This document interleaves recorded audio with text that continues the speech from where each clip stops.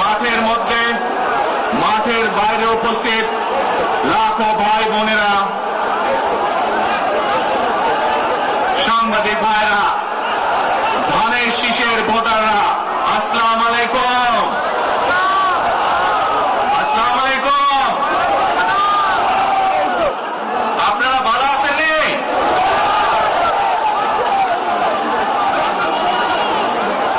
আলহামদুলিল্লাহ।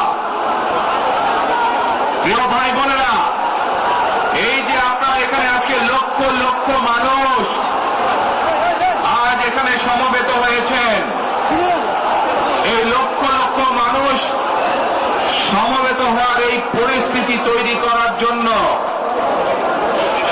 হাজারো মানুষ প্রাণ বিসর্জন দিয়েছে গত 15 বছর। আপনারা আজকে এই যে লক্ষ মানুষ এখানে উপস্থিত হয়েছেন, আপনাদের যে রাজনৈতিক অধিকার প্রতিষ্ঠা করার জন্য, আপনাদের কথা বলার বাক স্বাধীনতার অধিকার, আপনাদের নিরাপত্তা পাওয়ার অধিকার প্রতিষ্ঠিত করার জন্য আজ যে আপনারা এখানে একত্রিত হয়েছেন, এই অধিকার প্রতিষ্ঠিত করতে গিয়ে আমরা আমাদের মাঝে থেকে ইলিয়াস আলীকে হারিয়েছি, আমরা আমাদের মাঝে থেকে জুনায়েদকে হারিয়েছি, আমরা আমাদের মাঝে থেকে দিনারকে হারিয়েছি। সারা বাংলাদেশে গত 15 বছর 16 বছরে যারা এই দেশ থেকে পালিয়ে গিয়েছে 1 বছর আগে, তারা যখন এই দেশের মানুষের টুটি চেপে ধরেছিল, তারা এই দেশের মানুষের বাক স্বাধীনতা কেড়ে নিয়েছিল, তারা এই দেশের মানুষের ভোটের অধিকার কেড়ে নিয়েছিল, তারা শুধু ভোটের অধিকার কেড়ে নিয়েই সন্তুষ্ট থাকেনি, তারা শুধু মানুষের, সাধারণ মানুষের কথা বলার অধিকার কেড়ে নেই সন্তুষ্ট থাকে নাই, তারা ইলিয়াস আলী, জুনায়েদ, দিদারের মতন শত হাজারো মানুষকে তারা হত্যা করেছিল সেদিন। তারা বাংলাদেশের লক্ষ লক্ষ বিএনপি সহ লক্ষ লক্ষ সাধারণ মানুষকে গুম খুনের মামলা দিয়ে জর্জরিত করেছিল। প্রিয় ভাই বোনেরা, আমরা দেখেছি বিগত 15-16 বছরে উন্নয়নের নাম করে কিভাবে দেশের মানুষের সম্পদ লুটপাট করে বিদেশে পাচার করে দেওয়া হয়েছে।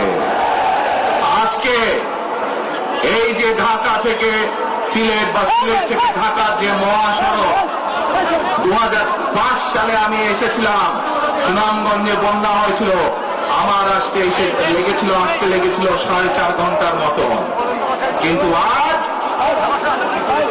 আমরা দেখি 10 ঘন্টার মতন সময় লাগে। সিলেটের এই পুণ্যভূমির মানুষ, বহু মানুষ আছেন যারা লন্ডনে যাতায়াত করেন, লন্ডন যেতেও এত সময় লাগে না প্লেনে করে যেতেও। এই হচ্ছে আজকে উন্নয়নের ফিরিস্তি। প্রিয় ভাই বোনেরা, গত 15-16 বছরে আমরা দেখেছি কিভাবে একের পর এক নির্বাচনে ব্যালট বাক্স ছিনতাই হয়েছে, কিভাবে আমির নির্বাচন হয়েছে, কিভাবে নিশি রাতের নির্বাচন হয়েছে, এবং এই নির্বাচনগুলোর মাধ্যমে, তথাকথিত নির্বাচনের মাধ্যমে বাংলাদেশের মানুষের ভোটের অধিকার তথা রাজনৈতিক অধিকারকে কেড়ে নেওয়া হয়েছিল। আজ আমরা এখানে একত্রিত হয়েছি, সেই মানুষগুলোর জীবনের বিনিময় যারা আমাদের সকলের জন্য রাজপথে নেমে এসেছিল। আমরা আজ এখানে একত্রিত হতে পেরেছি সেই মানুষগুলোর ত্যাগের বিনিময়ে যারা বিভিন্নভাবে নির্যাতিত হয়েছে, অত্যাচারিত হয়েছে, পঙ্গুত্ব বরণ করেছে। 2024 সালের 5ই আগস্ট ছাত্র জনতার অভ্যুত্থানের ভিতর দিয়ে বাংলাদেশের মানুষ 71 সালে যেভাবে দেশকে স্বাধীন করেছিল, 2024 সালের 5ই আগস্ট সেই স্বাধীনতাকে বাংলাদেশের মানুষ রক্ষা করেছে তাদের অধিকারকে প্রতিষ্ঠিত করার জন্য। প্রিয় ভাই বোনেরা, এখানে বহু মুরব্বী উপস্থিত আছেন,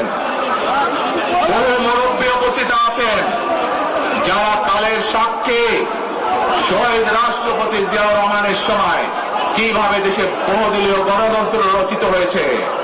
বহু ভাই বোনেরা এখানে উপস্থিত আছেন যারা কালের সাক্ষী দেশ ও নেত্রী খালেদা জিয়ার সময় কিভাবে দেশে সংসদীয় গণতন্ত্রের ভিত্তি রচনা করা হয়েছিল। প্রিয় ভাই বোনেরা, একটু আগে আমরা বলেছি, আমি আমার বক্তব্যে বলেছি, ঢাকা সিলেট মহাসড়কের উদাহরণ দিয়ে যে কিভাবে এই দেশের তথাকথিত উন্নয়ন করার নামে দেশ থেকে মানুষের অর্থ লুটপাট করে নিয়ে যাওয়া হয়েছে। আমরা এই অবস্থার পরিবর্তন করতে চাই। প্রিয় ভাই বোনেরা, আপনারা কি আমার সাথে আছেন এই অবস্থার পরিবর্তন করতে? আলহামদুলিল্লাহ। প্রিয় ভাই বোনেরা, আমরা সারা বাংলাদেশের কৃষক ভাইদের পাশে দাঁড়াতে চাই। যদি ইনশাল্লাহ আপনারা আগামী 12 তারিখে ধানের শীষকে জয়যুক্ত করতে পারেন, আমরা ইনশাল্লাহ সারা বাংলাদেশের কৃষকদের পাশে তাহলে দাঁড়াতে পারবো। দাঁড়াতে চান কৃষক ভাইদের পাশে? আলহামদুলিল্লাহ। প্রিয় ভাই বোনেরা, আমরা দেখেছি শহীদ রাষ্ট্রপতি জিয়াউর রহমানের সময় এইভাবে খাল খনন করা হয়েছিল সারা বাংলাদেশে, এবং সেই খাল খনন করার মাধ্যমে কৃষকদের সেচ সুবিধা সহ মানুষের পানির সমস্যার সমাধান হয়েছিল। জানেন আপনারা এতে খাল খনন নিয়ে কে কে জানেন? কে খাল খননের কথা শুনেছেন? এই তো হাজারো মানুষ হাত তুলেছে। প্রিয় ভাই বোনেরা, বিএনপি ইনশাআল্লাহ 12 তারিখের ভোটে নির্বাচিত হলে আমরা আবার খাল খনন কর্মসূচি শুরু করতে চাই।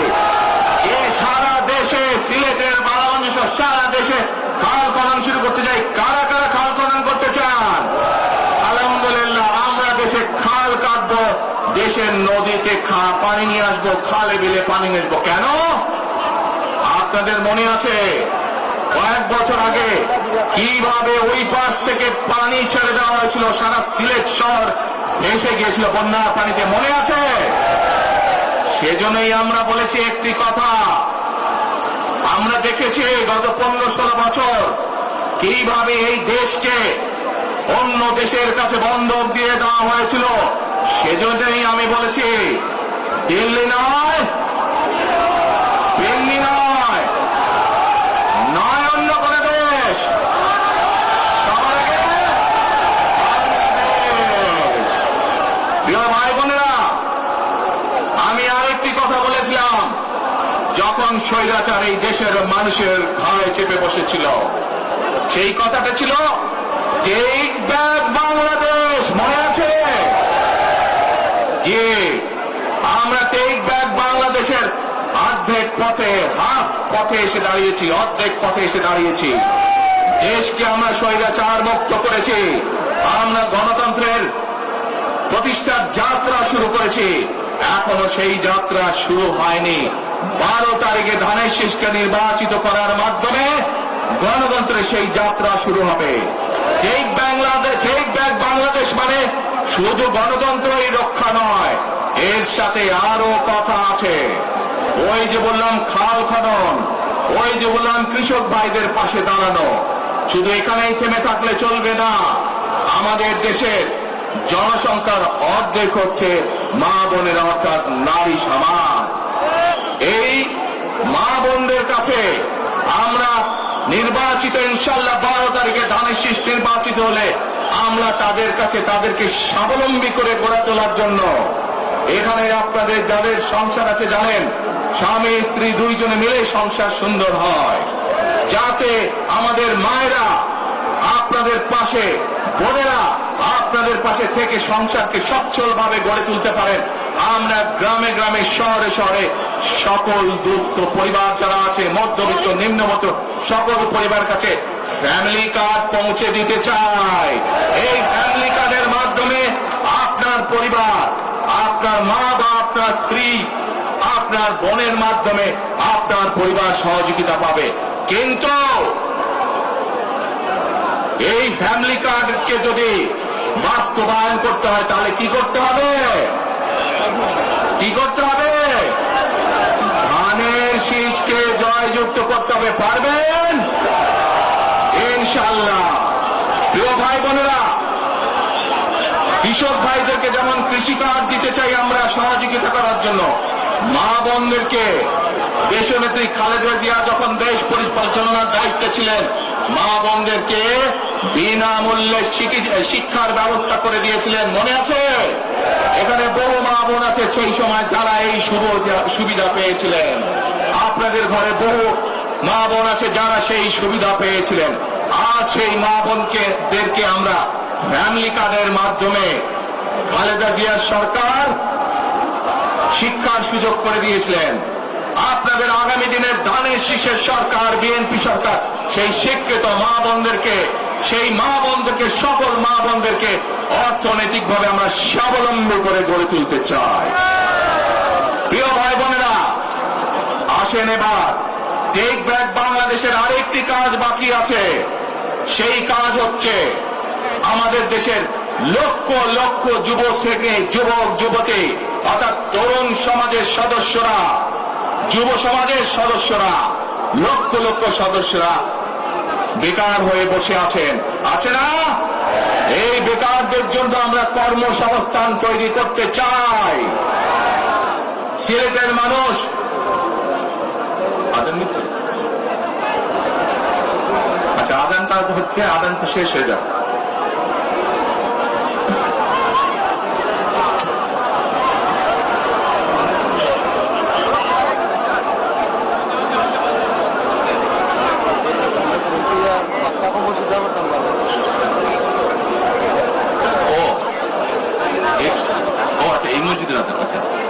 প্রিয় ভাই বোনেরা, এই দরগার মসজিদের আজান শুরু হলে আমরা কিছুক্ষণ বিরতি দিব আজানটা শেষ না পর্যন্ত, তাহলে তার আগে বক্তব্য রাখি নাকি? আচ্ছা, এই যে লক্ষ লক্ষ ভাই বোনেরা, সিলেটের মানুষ, অধিকাংশ মানুষ কোথায় যায়? লন্ডনে, তাই না? আরো অন্য অন্য দেশে যায়। কিন্তু এই যে মানুষগুলো যাচ্ছে, এই মানুষগুলোকে আমরা বিভিন্নভাবে ট্রেনিং দিতে চাই। ট্রেনিং দিয়ে ভাষা শিক্ষার মাধ্যমে আমরা এই মানুষগুলোকে দক্ষ করে গড়ে তুলতে চাই। সিলেটের বহু মানুষ সাউদি আরব সহ মধ্যপ্রাচ্যেরও বিভিন্ন দেশে যায়। আমরা এই মানুষগুলোকে দক্ষ করে গড়ে তুলে কর্মসংস্থানের সুযোগ তৈরি করতে চাই। কিন্তু সেই সুযোগ তৈরি করা একমাত্র তখনই সম্ভব যখন কে আপনারা ধানের শীষকে জয়যুক্ত করতে পারবেন। কি পারবেন? যুব সমাজের কর্মসংস্থান তৈরি করতে চাই। আমার লক্ষ লক্ষ ভাই বোনেরা বেকার হয়ে বসে আছে, আমরা তাদেরকে বেকার রাখতে চাই না। আমরা তাদের জন্য কাজের সংস্থান সৃষ্টি করতে চাই, কারণ তারা যাতে স্বাবলম্বী হতে পারে। তাদেরকে বিভিন্ন বিষয়ে ট্রেনিং দিয়ে আমরা দক্ষ শ্রমিক হিসাবে গড়ে তুলতে চাই, সেটি দেশের ভেতরে, দেশের বাইরে, যাতে করে তারা কর্মসংস্থানের ব্যবস্থা করতে পারে। সরকার থেকেও আমরা ইনশাআল্লাহ সেই ব্যবস্থা গ্রহণ করব, যাতে সেই দক্ষ মানুষটিকে সারা পৃথিবীতে আমরা ছড়িয়ে ছিটিয়ে দিতে পারি, যাতে করে তারা স্বাবলম্বী হয়ে নিজের পায়ে দাঁড়াতে পারে। প্রিয় ভাই বোনেরা, আমরা বহু মানুষের জীবনের ত্যাগের বিনিময়ে আজকে এই গণতন্ত্রকে আমরা প্রতিষ্ঠিত করার পথে এগিয়ে যাচ্ছি। কিন্তু আমরা বিগত কিছুদিন ধরে খেয়াল করে দেখছি, বাংলাদেশের কোন মহল, এই দেশের ভেতরে কোন মহল ষড়যন্ত্রের চেষ্টা করছে। গত কয়েকদিন ধরে আপনারা দেখেছেন, পত্র পত্রিকায় এসেছে, বিভিন্ন সোশ্যাল মিডিয়াতে এসেছে, মধ্যপ্রাচ্য সহ বিভিন্ন দেশে পোস্টাল ব্যালট যেগুলো পাঠানো আছে সেগুলোকে কিভাবে ডাকাতি করা হয়েছে। ঠিক যারা এই দেশ থেকে পালিয়ে গেছে তারা যেভাবে আপনাদের ভোট ডাকাতি করেছিল, ঠিক একইভাবে আবার সেই ষড়যন্ত্র শুরু হয়েছে। দেখেছেন আপনারা? দেখেছেন? প্রিয় ভাই বোনেরা, সেই ষড়যন্ত্রের বিরুদ্ধে সজাগ থাকতে হবে। বিদেশে বসে তারা ষড়যন্ত্র করছে, একইভাবে আপনাদের আবার যে ইলিয়াস আলী, দিদার, জুনায়েদ সহ হাজারো মানুষের প্রাণের বিনিময়ে যে অধিকার আমরা অর্জন করেছি, 24-এ গণ আন্দোলনের, জনগণের আন্দোলনে এই সিলেট শহরে 13 জন আমাদের জীবন দান করেছে, 13টি প্রাণ ঝরে গিয়েছে আমাদের। প্রিয় ভাই বোনেরা, এই প্রাণগুলোর বিসর্জনের মাধ্যমে আমরা যে অধিকার আদায়ের পথে নেমেছি, একটি কুচক্রী মহল এরই ভিতরে ষড়যন্ত্র শুরু করে দিয়েছে। দেশের ভেতরেও তাদের ষড়যন্ত্র থেমে নেই। কিন্তু 2024 সালের 5ই আগস্ট এই বাংলাদেশের জনগণ প্রমাণ করে দিয়েছে যে বাংলাদেশের জনগণ ঐক্যবদ্ধ থাকলে, ঐক্যবদ্ধভাবে নেমে আসলে যে কোনো ষড়যন্ত্রকে বাংলাদেশের মানুষ প্রতিহত করতে পারে। পারবেন আপনারা প্রতিহত করতে? ইনশাআল্লাহ। প্রিয় ভাই বোনেরা, এখন আমি আপনাদের সামনে একটি প্রশ্ন করতে চাই। এইখান থেকে আমার সামনে যারা বসে আছেন, এর মধ্যে থেকে মুরব্বী যারা বসে আছেন, ওমরা বা হজ করতে গিয়েছেন, এরকম একজন হাত তুলেন। ওমরা বা হজ করে আসছেন একজন মুরব্বী মানুষ, ওই যে লাল টুপি পরে নিয়ে আসো তোমাকে। আপনি আসেন দেখি সামনে, সামনে আসেন, আমার কাছে আসেন।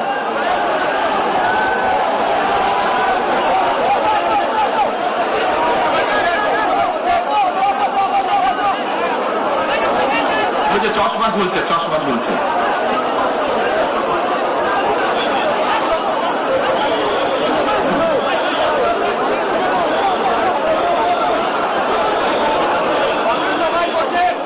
বসেন, আপনারা বসেন, উনি এখনই মঞ্চে উঠবে, আপনারা সবাই দেখতে পারবেন কে মানুষটা।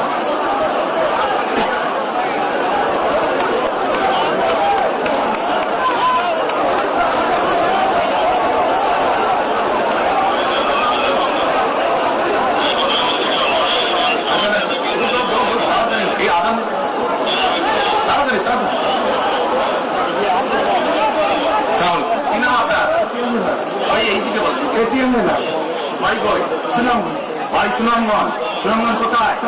এই সুনামগঞ্জের মানুষ আছে এখানে? এই লোক আপনাদের মানুষ? আচ্ছা, এখন বলেন কবে গেছিলেন আপনি? হজ না উমরা গেছিলেন? উমরাতে গেছেন 16তে, হজে গেছেন 17। এখন আমাকে বলেন, আপনি তো উমরা হজ করে এসেছেন, সাথে যাবেন, আপনি কাবা শরীফে গেছেন, কাবা শরীফের মালিককে জোরে বলেন আল্লাহ। কাবা শরীফের মালিককে আল্লাহ। আল্লাহ।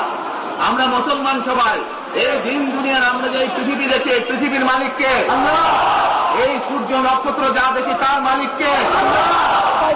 বেহেশতের মালিককে আল্লাহ। দোজখের মালিককে আল্লাহ। আচ্ছা, কারণ আপনারা সকলেই সাক্ষী দিলেন দোজখের মালিক আল্লাহ, বেহেশতের মালিক আল্লাহ, এই পৃথিবীর মালিক আল্লাহ, কাবার মালিক আল্লাহ। আরে ভাই, যেটার মালিক আল্লাহ সেটা কি অন্য কেউ দেওয়ার ক্ষমতা রাখে? রাখে না। তাহলে কি দাঁড়ালো? নির্বাচনের আগে একটি দল এই দিব ওই দিব বলছে, টিকিট দিব বলছে না? যেটার মালিক মানুষ না, সেইটার কথা যদি সে বলে, এক শিরকি করা হচ্ছে, হচ্ছে না? যার মালিক আল্লাহ, যার অধিকার শুধু আল্লাহর একমাত্র, সবকিছুর অধিকার উপরে আল্লাহর অধিকার। কাজেই আগেই তো আপনাদেরকে ঠকাচ্ছে, নির্বাচনের পরে তাহলে কেমন ঠকাবে আপনাদেরকে বোঝে নেবা। শুধু ঠকাচ্ছেই না মানুষকে, যারা মুসলমান তাদেরকে শিরকি করাচ্ছে তারা। নাউযুবিল্লাহ। প্রিয় ভাই বোনেরা, কেউ কেউ বলে অমুককে দেখেছে, তমুককে দেখেছে, এবারে একে দেখেন। প্রিয় ভাই বোনেরা, 1971 সালের যুদ্ধ, যে যুদ্ধে লক্ষ মানুষের প্রাণের বিনিময়ে এই দেশ স্বাধীন হয়েছে, আমাদের এই প্রিয় মাতৃভূমি, সেই মাতৃভূমিকে স্বাধীন করার সময় অনেকের ভূমিকা আমরা দেখেছি, যাদের ভূমিকার কারণে এই দেশের লক্ষ লক্ষ ভাইয়েরা শহীদ হয়েছে, এই দেশের লক্ষ লক্ষ মা বোনেরা তাদের সম্মান হানি হয়েছে। কাজে তাদেরকে তো বাংলাদেশের মানুষের মধ্যে দেখেই নিয়েছে। এখন প্রিয় ভাই বোনেরা, এই কুফরির বিরুদ্ধে, এই হঠকারিতার বিরুদ্ধে, এই মিথ্যার বিরুদ্ধে আমাদেরকে ঐক্যবদ্ধ হতে হবে। আমাদেরকে ওই যে টেক ব্যাক বাংলাদেশে থাকতে হবে। আমরা দেশকে স্বৈরাচার থেকে মুক্ত করেছি, এখন মানুষের অধিকারকে প্রতিষ্ঠিত করতে হবে। শুধু ভোট, শুধু কথা বলার অধিকার প্রতিষ্ঠিত করলে হবে না, মানুষকে স্বাবলম্বী করে নিজের পায়ে গড়ে তোলার ব্যবস্থা করতে হবে। প্রত্যেকটি মানুষ, বাংলাদেশের মানুষ যাতে ঠিকভাবে, ভালোভাবে খেয়ে পরে বেঁচে থাকতে পারে, প্রত্যেকটি মানুষ যাতে নিরাপদে রাস্তায় চলতে পারে সেই ব্যবস্থা করতে হবে। সেটাই হচ্ছে টেক ব্যাক বাংলাদেশ। আমরা বিগত 15 বছর দেখেছি, অমুককে বলে এসেছি তমুককে ক্ষমতায় রাখার জন্য, বলেছিল না? সেজন্যই বলেছি দিল্লি নয়। আমরা দেখেছি যারা 71 সালে ছিল তারা কাদের সাথে লাইন দিয়েছিল, যাদের কথা একটু আগে বললাম, যারা মিথ্যা কথা বলে ঠকাচ্ছে মানুষকে, আমরা দেখেছি তাদের আস্তানা কোথায়। সেজন্যই বলেছি যেমন দিল্লি নয় তেমন পেন্ডে নয়, নয় অন্য কোন দেশ, সবার আগে বাংলাদেশ। এবং যেহেতু আমরা বিশ্বাস করি দেশের মানুষই হচ্ছে আমাদের রাজনৈতিক সকল ক্ষমতার উৎস, সেজন্যই আমরা দেশের মানুষের ভাগ্য উন্নয়নে বিশ্বাস করি। এবং সংক্ষেপে আপনাদের সাথে যেই কথা বললাম, শুধু ভোট এবং কথা বলার অধিকার না, বিএনপি চায় আপনাদের দেশের মানুষকে অর্থনৈতিকভাবে স্বাবলম্বী করে দিতে, দেশের নারী সমাজকে, মা বোনদেরকে, দেশের যুব সমাজকে, দেশের প্রত্যেকটি কৃষক সহ প্রত্যেকটি শ্রেণী পেশার মানুষকে বাংলা বিএনপি চায় আগামী দিনে ইনশাআল্লাহ সরকার গঠন করে প্রত্যেকটি মানুষকে স্বাবলম্বী করে গড়ে তুলতে। প্রিয় ভাই বোনেরা, সেজন্যই আমরা আরেকটি কথা বলি, আমরা দেখেছি কিভাবে শহীদ জিয়ার সময়, দেশে খালেদা জিয়ার সময় দেশকে আমরা এগিয়ে নিয়ে গেছিলাম। দেশে কলকারখানা তৈরি হয়েছিল, মানুষের কর্মসংস্থান ছিল, দেশের মানুষ বেড়েছে গিয়েছিল। সেজন্যই আমরা বলতে চাই, করব কাজ, করব দেশ, সবার আগে বাংলাদেশ। করব কাজ, করব দেশ, সবার আগে বাংলাদেশ। শেষে আবারও আপনাদের কাছ থেকে আগামী 12 তারিখে ধানের শীষের পক্ষে ভোট চেয়ে একটি কথা বলতে চাই, ইনশাআল্লাহ আগামী দিনে বিএনপি সরকার গঠিত হলে আমরা নবী করিম সাল্লাল্লাহু আলাইহি সাল্লামের ন্যায়পরায়ণতার ভিত্তিতে ইনশাআল্লাহ দেশকে পরিচালনা করব। আল্লাহ হাফেজ। বাংলাদেশ জিন্দাবাদ।